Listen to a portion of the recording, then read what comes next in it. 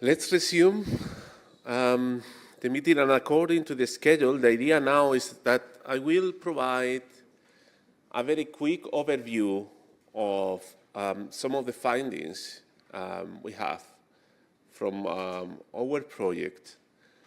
But I will go through them very, let's put it in this way, superficially, because I don't want to overlap. Because at the beginning, before each of the roundtables, there will be already a specific overview of developments and findings from the project related to the two topics of the roundtables. First, the role of collective bargaining, then more into the role of the state and government-led policy. So I will go as quick as possible on this. And let me start with, we were joking at the beginning of the project that we should be fast because inflation was starting to go down and our project wouldn't have any sense, right? I mean, we were losing like at the right moment to do the project. Well, I mean, things have changed recently, and we are now facing this very uncertain scenario where, and I don't want to be gloomy, but I think we are kind of preparing the perfect storm in a way. And there are not voices talking about stagflation. So actually, when we did the project, the context where we did it, one of the findings, for instance, regarding collective bargaining, is that there wasn't conflict around renegotiating wage increases. And the reason is because the context was very favorable. Companies were doing profits, there were all the European funds. So both for the governments, but also for the employers, it was relatively easy to accommodate some of these pressures. Now, we are now getting into a different scenario where there is a real risk now of a stagnation, but also an increase in prices. And then things will get really tricky there. So I think that poses a lot of questions for us. To what extent the findings, some of the findings that we will be presenting today are really valid in this new context? To what extent some of the policies that we have found and the differences that we have analyzed across countries are really, will still be there in the future, in the immediate future, because this is unleashing very rapidly. So this is where we are. And I think our project now is even more important because of these findings, but also because we may help to shape these new policies. Now, this was our starting point for the project, right? The developments in real wages, very different across countries. Now, again, I totally agree with Carlos. He was pointing out that average wages are really hiding things that are not really there. I mean, that they tend to overestimate wage increases, and that we need a better indicator for that. And he was pointing to LPI, which I think is totally fair. But still, we don't have that at the cross-national level, so we have to rely on this. And this is showing us that the trajectories of the 5 countries that we have analyzed in the project are really different. We have, on the one hand, Poland, which is a total outlier in this case, with significant real wage improvements, except for the period of the pandemic. Then we have, on the other extreme, Italy, where wages have stagnated, real wages, since the financial crisis, and they don't seem to recover. This is the Amico database from the European Union. Spain has kind of deviated from the Italian path since 2019. The increase in minimum wages and all the policies that have been implemented have allowed real wage increases since then. And then there are Denmark and Germany that have followed similar paths. But as you can see, there is this the impact of the pandemic, but then there is a smaller impact caused by the energy crisis. In all countries, the energy crisis, the immediate impact was workers pay the price because they saw their wages going down in real terms, their purchasing power diminishing. And that was particularly intense in the case of Denmark and Germany. Denmark, of course, because of the renewal of collective agreements that took some time, but then there was also the revamp afterwards. In Italy, it was a bit the same, but Italy, again, is following this path of real wage stagnation and doesn't seem to kind of move on with that, which is very interesting. So, very different trends across countries, and the idea was, or what we wanted in the project is try to explain what is happening in there. So the inflation shock was not uniform across countries. I mean, some countries were more exposed to the increase in energy prices. And then the idea was, okay, the question that we try to answer, why are there these differences? That is what we try to do in this project, okay? Now, so was this dilemma that is kind of always in there, right? When we talk about how to cope with inflation, both from the government side, but also from the side of social partners who have to negotiate collective agreements, right? So we have inflation as a game changer because we were getting used to a non-inflationary context. And then the idea was, or the problem was, okay, we should protect real wages, we know that, but we have to avoid inflationary spirals, second round effects. And how can we do that? And the countries follow different paths. Again, we have to keep always in mind that this was happening in a very favorable economic context, okay? So that is really kind of, should help us to understand why we find some things and not others. So I'm going very quickly about the findings because I think the important aspect of this final conference is precisely the dialogue between different social partners about what has happened, and also the interpretation of our results at the light of their experiences. So, sorry, I was here. Okay, yeah. Sorry, I was about very rapidly. What we've done in this project is to analyze the experiences of these 5 countries that represent different industrial relations models, but also different experiences in terms of impact of the energy crisis, increasing inflation, different institutions, and then obviously the underlying hypothesis is that those institutional settings can help us to explain why there are differences across countries, okay? But also, you know, as was mentioned before in the intervention by Carlos, partisanship has played a role, of course, and this is something we know too, okay? So quickly about the main findings of the projects. What we have, first of all, and it was very evident across all countries, is that the immediate response were real wage losses in all countries. And this is basically because collective bargaining has limitations too. I mean, renewing collective agreements takes time. It's not so easy. But also because in some countries, and here Spain was a case in point, in some countries we forgot about wage guarantee clauses. I mean, it was a matter of the past.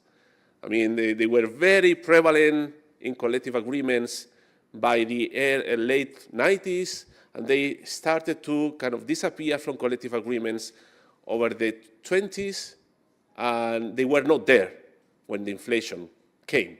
So basically, our collective agreements were not prepared to guarantee purchasing power of wages in the case of inflation. Now, this is changing again, and we see an upward trend in the introduction of wage guarantee clauses in collective agreements. But that's what happened immediately. So now we observe this increase in later on, in the following 2 years, there was this revamp in negotiated wages. But the idea was here, we shouldn't also care too much about wage price spirals, because inflation, apart from the immediate shock of the energy prices, inflation is not driven by wages, because actually wages were falling down. It was more about what Carlos mentioned before, greed inflation or sellers inflation, not about wage price spirals, okay? So and this is what happened, but still, when we look at the 5 countries that we have analyzed, the way wages have recovered is very uneven. So it's not the same across all countries. Not all countries have undergone a real recovery of wages over this period. So that's the first finding in our project. The second finding, obviously, this was a project about the role of social dialogue. This role was very uneven across countries too. And one of the things that we saw, that we observed, is that there hasn't been a return to tripartite incomes policy. So actually, with the only exception of Portugal, which is not one of the countries that we compare, there hasn't been any experience of tripartite incomes policy during these years. Spain tried it, but failed. And then social dialogue played a role during this period, but very uneven, and especially very unimportant when it comes to shaping policies led by governments in order to compensate or mitigate the impact of inflation. So there hasn't been very limited involvement. Germany, because of the strong institutionalization of the role of social partners, is probably an exception. But even in Spain, in a very favorable political environment, there hasn't been too much involvement when it comes to that. Of course, there has been social dialogue, but very limited when it comes to real influence in government policy. So that's another finding from the project. We will discuss that more in detail in the afternoon session. Another finding of the project is about the responses by collective bargaining, and this will occupy in the roundtable right now.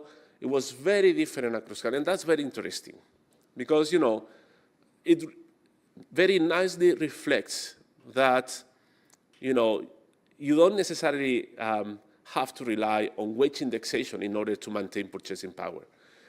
Germany, for instance, managed to kind of increase purchasing power, but through different means, not necessarily wage guarantee clauses. In Spain, we did that. So, and of course, there are also differences across sectors, which is something that we analyze in the project. We analyzed 3 sectors to see if there are sectoral patterns out there. So, so what we can say, generally speaking, is that the response from collective bargaining was institutionally shaped, and it very nicely reflects the particularities of each industrial relations system. Okay, so I'm moving fastly because I think the important thing is to get time for the roundtable. Now, the other finding that we have from the project is that we move from a kind of coordination to a state-led inflation management.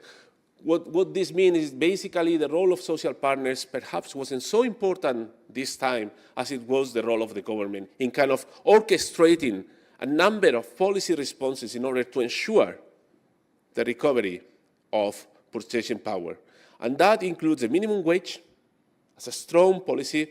Carlos Vacas will discuss that later on in the afternoon session. But also all the kind of compensation policies, price caps that have been implemented by governments in order to allow households with lower income to kind of recover purchasing power. So if governments before had relied a lot on tripartite consultation, social dialogue, this hasn't happened during this inflationary period. This hasn't been the case. Again, except for those countries where social dialogue is strongly institutionalized, and then things have been like, usual.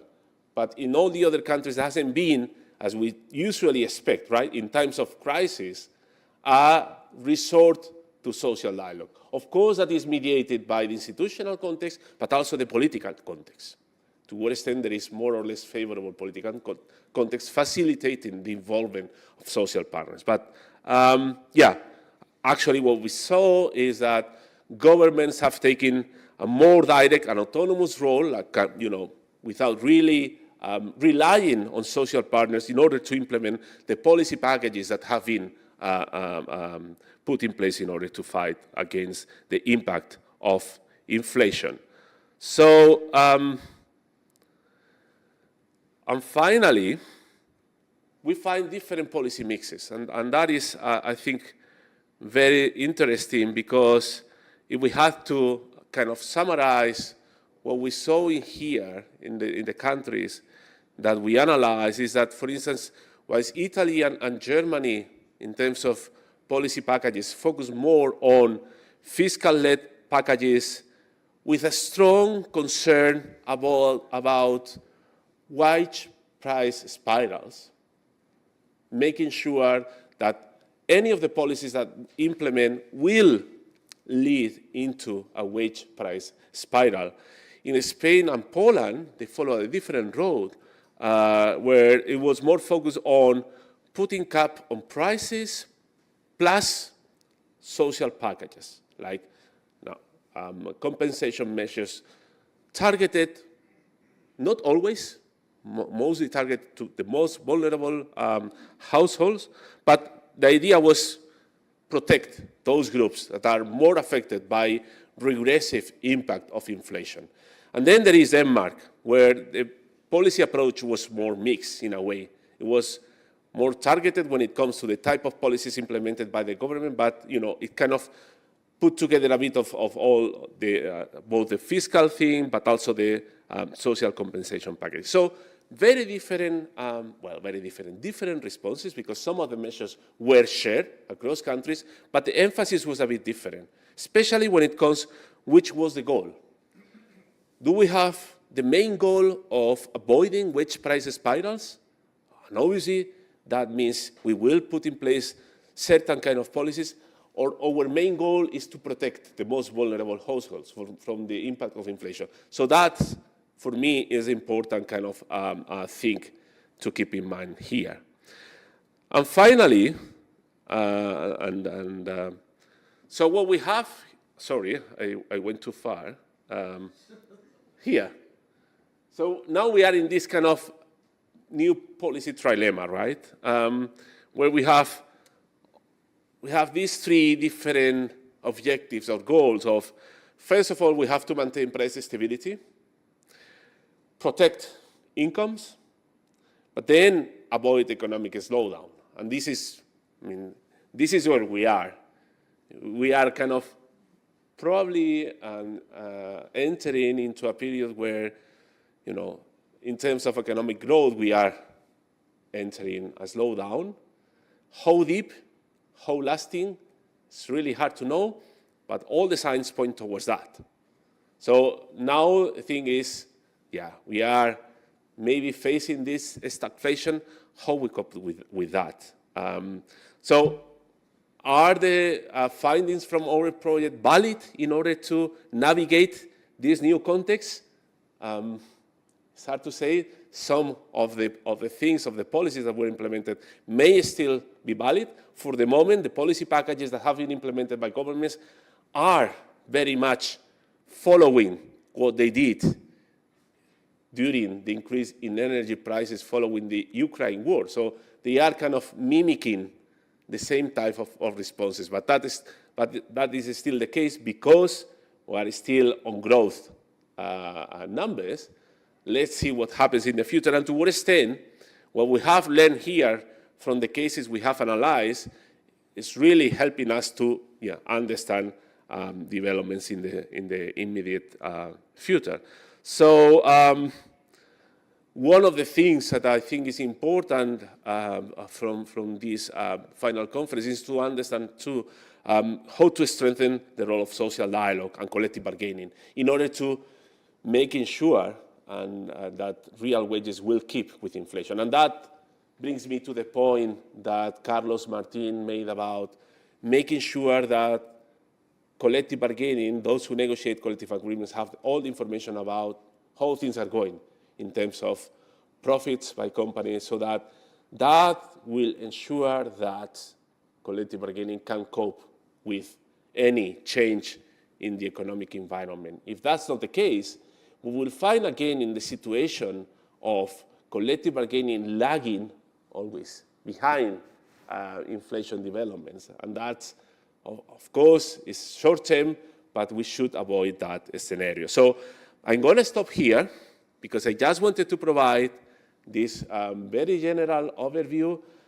Now that I think we can go straight to the presentation by Arianna Tassinari, that she will be focusing more on the role of collective bargaining and our findings when it comes to how collective bargaining has shaped policies. And then if you want, because I think the two presentations are very complementary, we can make a first round of questions to my presentation and Arianna's presentation, okay? So, and then we will go to the roundtable. Okay, thank you.